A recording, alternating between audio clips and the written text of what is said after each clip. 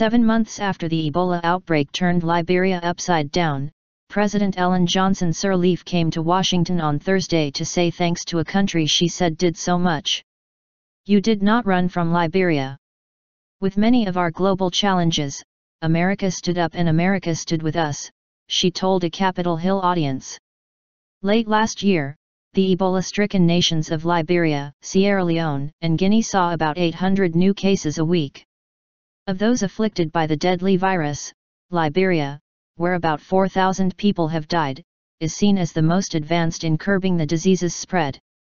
Earlier this month, children lined up again to go back to school, and borders between the neighboring countries reopened. But Sirleaf said as her country celebrates success, the fight is not over. "We are transitioning from treatment to prevention with the support of over 100 partners from 26 countries," she said.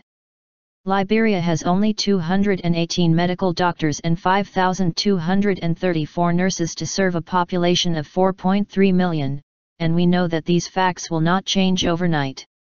U.S. Senator Chris Coons, a Delaware Democrat who invited Sirleaf to speak at the U.S. Senate offices, visited Liberia during the height of the outbreak.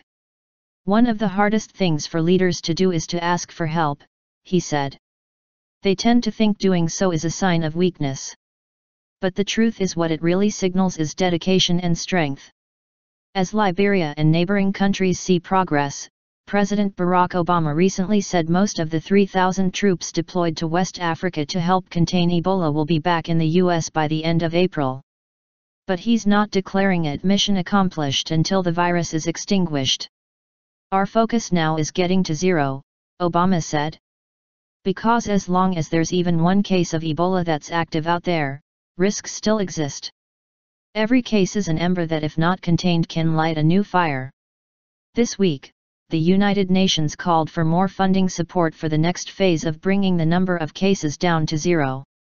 Bruce Aylward, World Health Organization Assistant Director General for Polio and Emergencies, said, "One of the biggest risks we face right now is that new financing for this response is falling faster than the new cases.